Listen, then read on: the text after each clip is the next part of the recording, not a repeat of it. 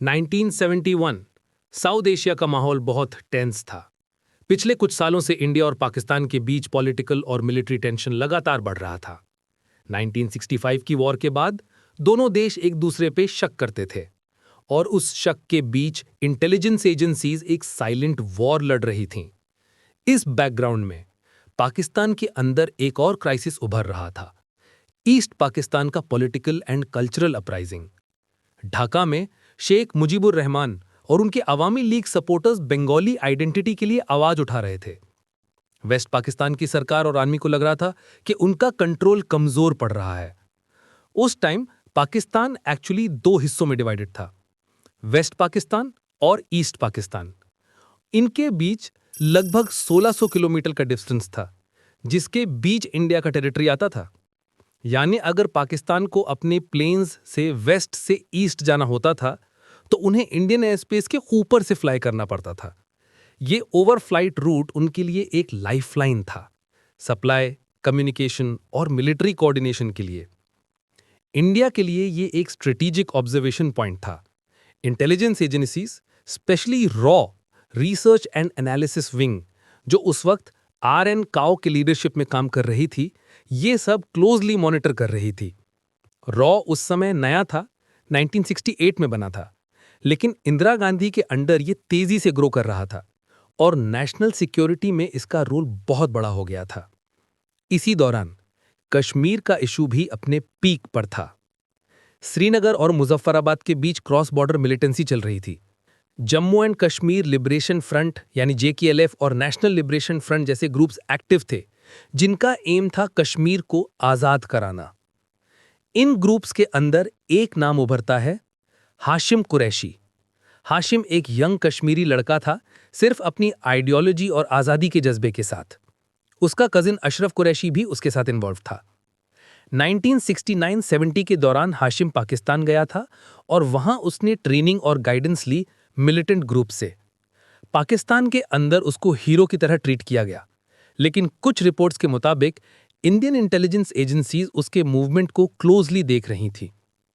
जनवरी 1971 तक सिचुएशन बहुत डेलिकेट थी। ईस्ट पाकिस्तान में सिविल डिसोबीडियंस बढ़ रहा था और वेस्ट पाकिस्तान की आर्मी उसे क्रश करने की प्लानिंग कर रही थी। इस पूरे टेंशन के बीच एक छोटी सी फ्लाइट, एक अपेरेंटली लोकल हाईजैकिंग, पूरा साउथ एशियन हिस्ट्री बदल देगी।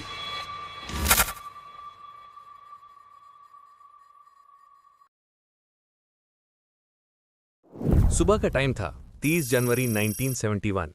श्रीनगर एयरपोर्ट, ठंड का मौसम, विजिबिलिटी क्लियर थी। इंडियन एयरलाइंस का एक छोटा सा twin engine plane, Fokker F727 Friendship, flight number IC 405, नाम गंगा। इस प्लेन को पायलट कर रहे थे कैप्टन KL भाटिया और को पायलट थे first officer GS Gandhi. Total crew और पैसेंजर्स मिला के 32 लोग फ्लाइट में सवार थे। Among those passengers, there were 2 young men, Hashim Qureshi और उसका कजन अशरफ कुरैशी। दोनों नॉर्मल ट्रैवलर्स लग रहे थे, लेकिन उनके अंदर एक प्लान था जो आने वाले दिनों में साउथ एशिया का डायरेक्शन बदल देगा। प्लेन टेक ऑफ करता है श्रीनगर से जम्मू के लिए। सब कुछ नॉर्मल चल रहा था, passengers relaxed, crew routine follow कर रही थी। लेकिन टेक ऑफ के कुछ देर बाद हाशिम कुरैशी एक मोमेंट चूज करता है और सडनली एक टॉय पिस्टल और एक फेक हैंड ग्रेनेड निकालता है। उस मोमेंट में प्लेन के अंदर पैनिक स्प्रेड हो जाता है। हाशिम ने पायलट को बोला, इस प्लेन को अभी लाहौर ले जाओ। कैप्टन भाटिया ने इनिशियली मना किया, बोला फ्यूल नहीं है, लेकिन हाशिम ने धमकी दी कि अगर प्लेन टर्न नहीं हुआ तो वो एक्सप्लोजिव्स यूज करेगा। पायलट ने कंट्रोल टावर को मैसेज दिया, अनऑफिशियल वे से बताया कि प्लेन अंडर ड्यूरेस है। थोड़ी देर बाद प्लेन ने इंडिया पाकिस्तान बॉर्डर क्रॉस किया और लाहौर एयरपोर्ट की तरफ डिसेंड करने लगा। पाकिस्तानी एयर ट्रैफिक कंट्रोलर्स ने इनिशियली कंफ्यूजन में प्लेन को परमिशन दी, सोचा शायद टेक्निकल इमरजेंसी है। लेकिन जब प्लेन लाहौर रनवे पे लैंड करता है तब सबको क्लियर हो जाता है, ये एक हाईजैक प्लेन है जो इंडिया से आया है। प्लेन लैंड करते ही पाकिस्तान आर्मी और लोकल सिक्योरिटी फोर्सेज ने एरिया कॉर्डन कर लिया। जर्नलिस्ट और टीवी क्रूज लाहौर एयरपोर्ट पे पहुंच गए। पूरी दुनिया ने ये सीन लाइव देखा था न्यूज़ बुलेटिन्स में। हाशिम और अशरफ ने मीडिया के सामने अनाउंसमेंट किया कि वो कश्मीरी फ्रीडम फाइटर्स हैं और उनकी डिमांड है कि इंडिया 36 पॉलिटिकल प्रिजनर्स को रिलीज करे जो जम्मू में बंद थे। पाकिस्तान में उन्हें इनिशियली हीरोज की तरह ट्रीट किया गया। पॉलिटिकल लीडर्स जैसे जुल्फिकार अली भुट्टो और प्रेस ने उनका वेलकम किया। हाशिम टीवी पर अपीयर हुआ और बोला कि ये कश्मीर के कॉज का एक सिंबल है। लेकिन इंडिया में रिएक्शन बिल्कुल अलग था। न्यू दिल्ली ने अनाउंसमेंट किया कि प्लेन हाईजैक करना पाकिस्तान के स्पॉन्सरशिप में हुआ है और ये एक प्रोवोकेशन है। इंडियन अथॉरिटीज ने डिमांड किया कि पाकिस्तान प्लेन और क्रू को इमीडिएटली रिटर्न करे। लाहौर एयरपोर्ट पर यह स्टैंड ऑफ ऑलमोस्ट 80 आवर्स तक चला। पाकिस्तानी सिक्योरिटी ने प्लेन को गार्ड करके रखा, नेगोशिएशंस चलते रहे। फाइनली 1 फरवरी को पैसेंजर्स और क्रू सेफली रिलीज कर दिए गए, लेकिन प्लेन अब भी लाहौर एयरपोर्ट पर था। 2 फरवरी को एक ड्रामेटिक टर्न आया। प्लेन को सामान के साथ पूरी तरह से जला दिया गया। अब तक क्लियर नहीं हुआ कि किसने आग लगाई, लेकिन ऑफिशियल पाकिस्तानी वर्जन ये था कि हाईजैकर्स ने खुद प्लेन बर्न कर दिया ताकि वो इंडिया को रिटर्न ना करना पड़े। इस इंसिडेंट ने इंडिया को और ज्यादा शॉक किया। अगले ही दिन इंडियन गवर्नमेंट ने एक मेजर डिसीजन लिया। पाकिस्तान के सारे फ्लाइट्स के ऊपर इंडियन एयरस्पेस बैन, यानी पाकिस्तान अब अपने वेस्ट और ईस्ट विंग के बीच इंडिया के ऊपर से फ्लाई नहीं कर सकता था। ये एक पॉलिसी डिसीजन था, लेकिन उसके जियोपॉलिटिकल कॉन्सिक्वेंसेस बहुत बड़े निकले। पाकिस्तान को अपने प्लेन्स को साउथ के लंबे रूट से ले जाना पड़ता था। एक फ्लाइट जो पहले 3 घंटे लेती थी, अब 8 से 9 घंटे लगने लगे। हर मिलिट्री मूवमेंट डिले हुआ, फ्यूल खर्चा बढ़ा और कम्युनिकेशन चेन वीक पड़ गई। 1971 में इंडिया और पाकिस्तान के बीच वॉर हुआ। ये same air space ban Pakistan के लिए एक मेजर स्ट्रेटेजिक लॉस बन गया। पर अब ये क्वेश्चन उठता है कि क्या ये सब एक कोइंसिडेंस था? क्या रॉ ने इस हाईजैक के थ्रू ये स्ट्रेटेजिक बैन को जस्टिफाई करने का प्लान बनाया था? यही वो कंट्रोवर्शियल एंगल है जिसके बारे में हिस्टोरियंस और एनालिस्ट आज भी डिबेट करते हैं। हाईजैकिंग के तुरंत बाद इंडिया ने एक बोल्ड डिसीजन लिया, पाकिस्तान के एयरक्राफ्ट्स पर Indian aerospace ban. At first दुनिया को लगा ये एक टेम्पररी स्टेप है, लेकिन ये एक मास्टर स्ट्रोक था, एक केयरफुली थॉट आउट मूव जिसका लॉन्ग टर्म इम्पैक्ट किसी ने इमेजिन भी नहीं किया था। देखिए, उस वक्त पाकिस्तान एक 2 पार्ट नेशन था, वेस्ट पाकिस्तान और ईस्ट पाकिस्तान। इनके बीच का डिस्टेंस लगभग 1600 किलोमीटर था, जिसमें पूरा इंडियन टेरिटरी आता था। वेस्ट पाकिस्तान, जहां इस्लामाबाद और लाहौर थे, से ईस्ट पाकिस्तान, जहां ढाका था, डायरेक्ट ओवरफ्लाइट इंडिया के ऊपर से होता था। यानी हर Pakistan international airlines flight Indian sky cross करती थी। लेकिन अब वो रूट बंद हो गया। ओवरनाइट पाकिस्तान की कनेक्शन अपने ही ईस्टर्न विंग से कट हो गई।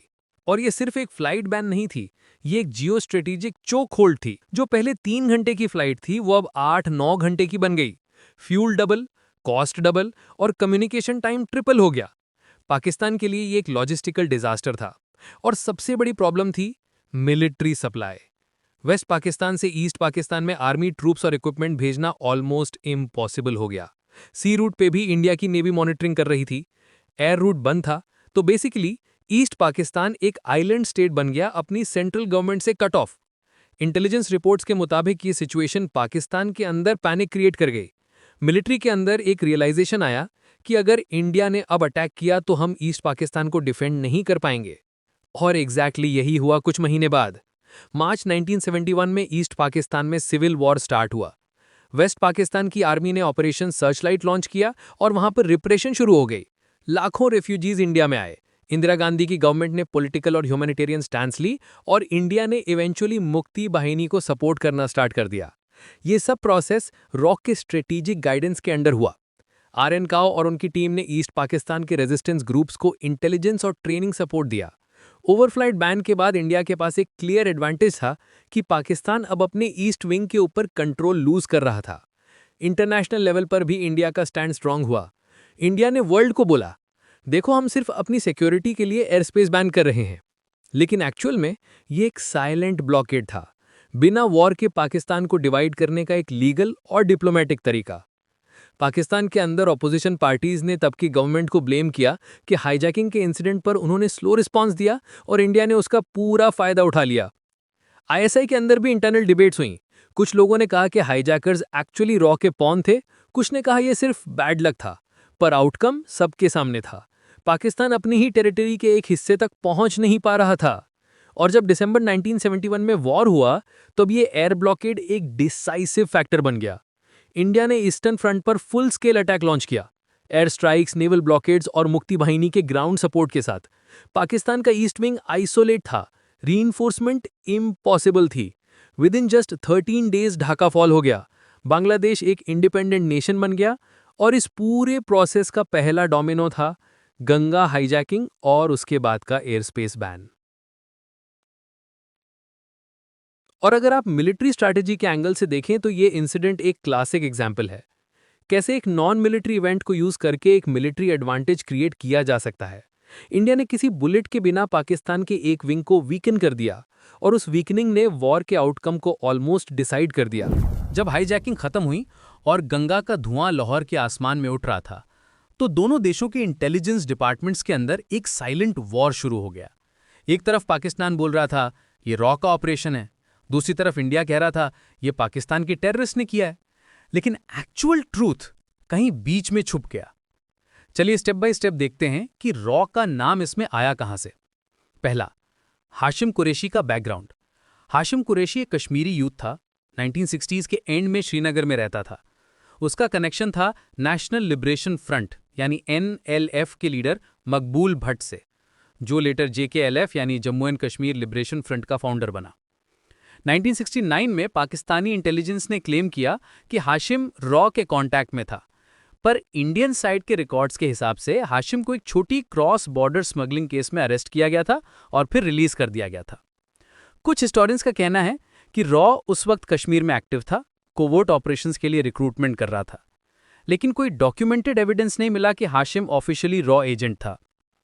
फिर 1971 के बीच हाशिम और अशरफ कुरैशी सडनली डिसअपीयर हो गए और फिर जनवरी 1971 में हाईजैकिंग के रूप में सामने आए। यहीं से सस्पिशन स्टार्ट हुआ। लाहौर इन्वेस्टिगेशन के दौरान पाकिस्तानी एजेंसीज ने एक थ्योरी बनाई। हाशिम कुरैशी को रॉ ने ट्रेन किया। हाईजैकिंग एक स्टेज्ड इवेंट था, रियल एक्सप्लोजिव्स नहीं थे।